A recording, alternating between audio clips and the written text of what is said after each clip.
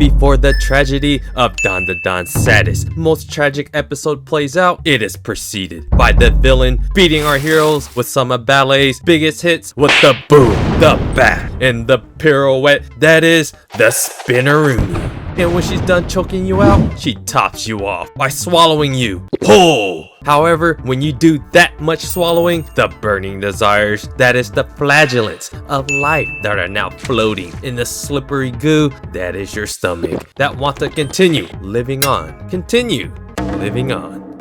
Ida's spiritual mother is a swallowing and spitting machine that must be stopped, or else say goodbye to Ken's golden ball. For this video, we're gonna be covering Dan Da Dan Season 1, Episode 7, Yasashi Sekai. This episode is by far one of the most artistically beautiful episodes of the entire 2024 anime year. So let's just jump right into it. The episode starts off with motherly character development. It is the most dark, doom, and gloomy feeling we have yet to witness in Dan Da Dan. A mother swallowing her child, only to feel the angst of remembering her human version. Like many people that never take accountability for their own actions, acrobatic Silky blames the teenagers for taking away her child. Acrobatic Silky makes a counterattack and Momo pops out the attack like she couldn't do in the prior episode, with Momo still zip-tied and Grandma Downer Ken carrying the lifeless Ida. They make a run for it as Acrobatic Silky goes haywire. Like every battle, it's Momo carrying Ken's golden balls, but it's not until a boop.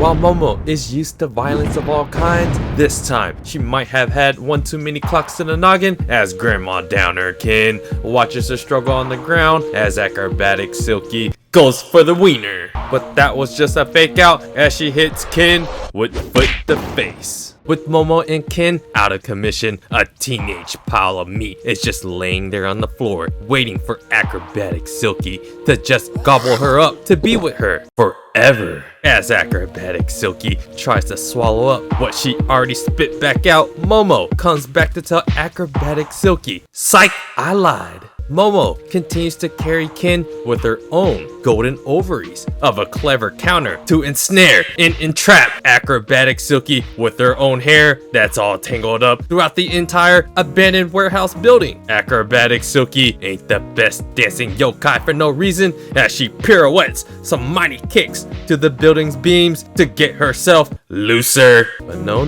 Momo uses her unseen hands to stop a dancer's worst nightmare by grabbing Acrobatic Silky's legs to prevent her from two-stepping on your wiener, and she tells Okurin, "Be a man." As we all know, being a man for Ken that doesn't ever have the full complement of his manhood is quite the mental hurdle, as he does what every beta does, like Shinji in Neon Genesis that fails to rise to the occasion. He makes the excuses for how he can defeat Acrobatic Silky. Momo is all of us when she tells Okurin, "Does a woman really have to tell a man how to be a man? Don't make me say it. It's time to identify as one." Okurin is once again failing to rise to become shonen, although it might have something to do with currently having no balls, as Acrobatic Silky double taps the high kick button to get herself loose, as Momo can only hold on to her for so long. Just before Ken was about to lose any chance for getting any girl moist, he turns into horny grandma once again and steps in to headbutt the evil out of the spiritual mommy with all of his might, before unaliving the only girl that actually likes Ken. Acrobatic Silky is totally out of commission, and Momo is totally surprised that Okurin Shonen could be that explosive. And that is when Pussycat Turbo Grandma pops out of Ken's backpack to give him a boot to the noggin, to shun him for making a mockery of her powers. With the Acrobatic Silky not being able to use her powers for a while, it's time to take back one of Ken's golden balls from the confused pink-haired girl.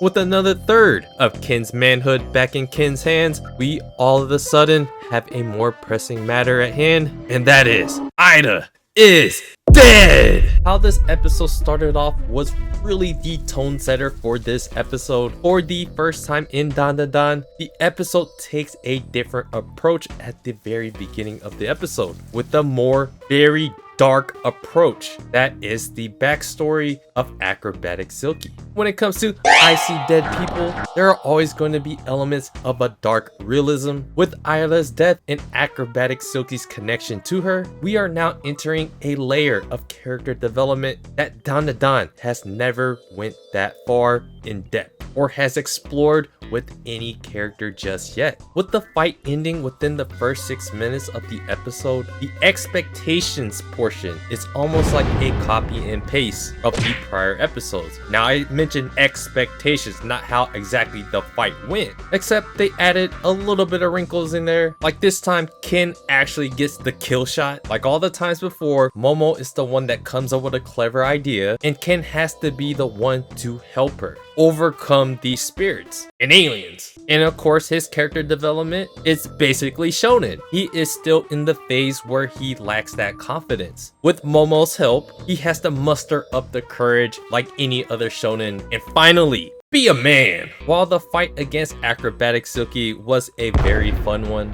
it's going to be quickly a very forgettable one, as the focus really turns back to acrobatic Silky's backstory and her dark past that will soon surface, as we'll see very soon. For once, the story reaches for the dark depths of unaliving as it becomes reality to Momo and Ken that Ida is truly dead. But Pussycat Turbo Baba doesn't care. When she has 9 lives, she informs the zip-tied teenager and the one golden ballless Ken that an ordinary ningen being swallowed by a yokai would naturally end in death. A person with spiritual powers and psychic powers like Momo and Ken are naturally going to be resistant to the slippery goo of death that is acrobatic Silky's insides. In a very serious matter that doesn't call for jokes, Ken performs mouth-to-mouth with Ida as Momo caresses her heart with her unseen hands, hoping to revive a fallen and confused pink-haired teenager in a state of beyond peril, as it's never good when a character is drawn with dried lips to signal that Ida is indeed shriveling up as a corpse. Ich,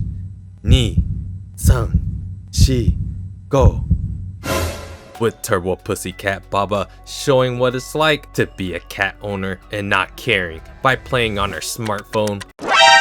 Acrobatic Silky slots her way towards Momo, Ken, and the lifeless Ida. Like in the previous episode of Pussycat Turbo Baba explaining how the spiritual world works, acrobatic Silky helps explain that life cannot be without aura. Resuscitation will not work to revive what little aura is left of Ida's, and so acrobatic Silky's motherly instincts start to surface as she offers her own aura to help revive the lifeless Ida. In a disgusting display of showing how acrobatic Silky will never swallow again, she rips open her face and offers them to crush her face in, if necessary. Turbo Pussycat Baba confirms what Silky is saying is absolutely true about the aura. Aura is needed to power life, so Silky will offer hers to Ida's as a way to make amends. So if these two teenagers want to play hero, they must accept this yokai's help after trying to murder all of them. Still hesitant and understandably untrusting of this attempted unaliving yokai, Momo stays on guard as Ken goes full horny granny once again as Momo connects acrobatic Silky's aura with Ida's fading aura with her unseen hands. This sparks character development, continuing this dark dreary vibe. In a flashback, it hints at the dark world of spreading your legs and mouth. Or acrobatic Silky is this dark-haired woman with dark and serious undertones of misery. That is the life she lives in dancing with the devil. That is the underworld. As the racks up. As she spreads her legs, it is the trade-off of the darkness. That is the underworld of pay for play that comes with certain stipulations and leverage that you will never ever have the advantage of when you're dealing with darkness. While trying to raise and provide a loving upbringing for her beautiful child, it is an absolutely double-edged sword that she must accept as a single mother. Montage after montage, we are witnessing the acceptance of our everyday life, one where we must do what we think is best for our family, and one where we may go as far as to accept the pain and suffering that is the struggle of life. That is what this part of the Dan Dan Dan story is beautifully and artistically displaying to us right now. The cost outweighs the benefit as she gets cut and beaten as her beautiful screaming child gets taken away, leaving the dark-haired woman beyond beaten, battered, bloodied, and completely lost as the darkness she accepted had come back to take everything from her. It takes us back to the beginning of the episode where we get a first-person view of a woman running with all of her might, with rain pouring down to wash away all of your happiness, to track down the evil men that has stolen her daughter. This moment captures the brilliance of the emotional burden that is the result of her becoming this wicked yokai. With the audience teary-eyed and our hearts overwhelmed by this heartfelt moment, we can only see the glimpses of this woman's last memories coming in and out as she literally and metaphorically reaches out to what her life could have been. But what it actually is deep regret. The episode continues into the artistically dark beauty of irony of this dark-haired woman as she ballets her biggest hits with the blood dripping down her face into the beauty of this starry night. Through multiple montages of flashbacks of a loving mother and her child, the child caps this backstory off with the most heartbreaking moment of this entire tragedy ever. お母さん、いつもありがとう。 With the tragic end of this bloody dark-haired woman, her spirit still lingers in deep regret, still trapped in the misery of how it all ended. Like how children are still somehow connected with the spirits, a young Ida sees the spirit of this bloodied, dark-haired woman and thinks it is her own mother. But in actuality, it is not. However, the parallels between the death of Ida's actual mother while young and this tragic story of acrobatic Silky have crossed paths like a hauntingly twisted poetic irony. It was in this moment that acrobatic Silky was born as a yokai and that she decided to protect her now adopted daughter, Ida. What she will do for Ida, she hopes to prevent happening to her own child. Then Ida wakes back up with super duper downer grandma Ken and an overwhelmed Momo, who, like the rest of us, are crying pools of sadness by this incredibly tragic story. If you are watching this with someone, look at them, love them, hug them, and then make fun of them. Acrobatic Silky sees the errors in her ways of trying to protect Ida, as she instead tried to swallow up a bunch of teenagers. Even though Silky turned into a yokai, nothing beats the instincts of a mother that brings back the humanity that nurtures the existence of our very future. Turbo Pussycat Baba tells Momo as she's dripping tears of distraught sadness of if there is anything that they can do for this poor spirit that will be forgotten in the land of the spirits and the home of the living. It's a brutal end to a spirit that is still deeply in regret as her heart is faltering into the abyss of nothingness. That is not until Ida, from the shock of waking up and experiencing Silky's memories, that she approaches acrobatic Silky, withering away in deep regret, giving us the hope of a happy ending that we want as she hugs acrobatic Silky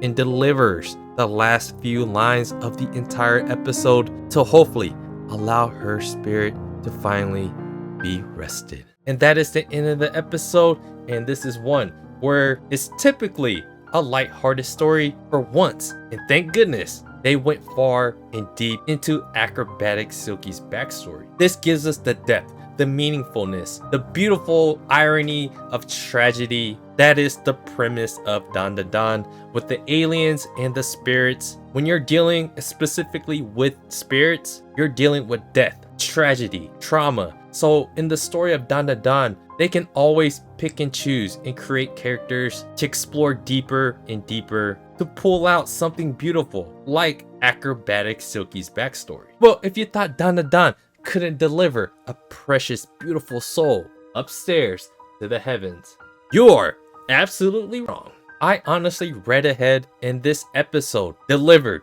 10 times what the manga just cannot. To be able to dig deep into the emotions, to bring out the emotions out of us, to pick and choose the right music, to hear the voices in the very exact moment when we need to hear it, in the most heartfelt moments, that can only really be delivered in anime.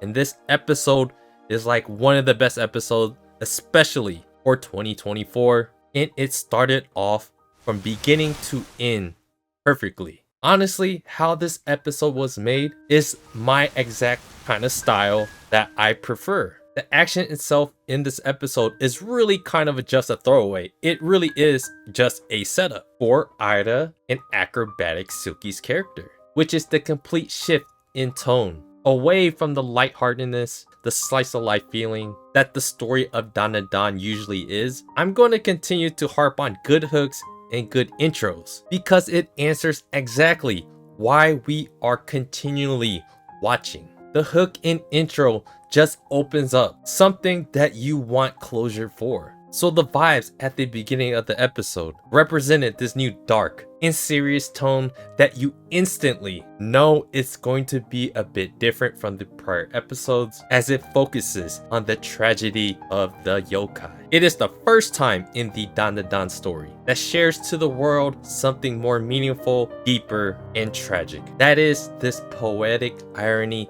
at the very end. So this episode might just be one of the most tragically beautiful episodes of 2024 in terms of anime, besides what happened to our boy Real Paul. So if you guys have been watching the channel for a while, you guys know who Real Paul is, and you guys know what anime I'm talking about, because that episode was really beautifully tragic as well. Sometimes the best episodes are not the most happiest, but it still leads to something happy in the future. That is the glimmer of hope. So yeah guys, let me know what you guys thought about Dan Dan Dan episode 7, Yasashii Sekai. I would love to know what you guys thought about this episode. And do me a favor guys, hit the like button for reviving Ira, and subscribe to the channel if you guys haven't already. And check out my blog at otakusen.com, and I appreciate you guys watching, and I'll see you guys on the next video.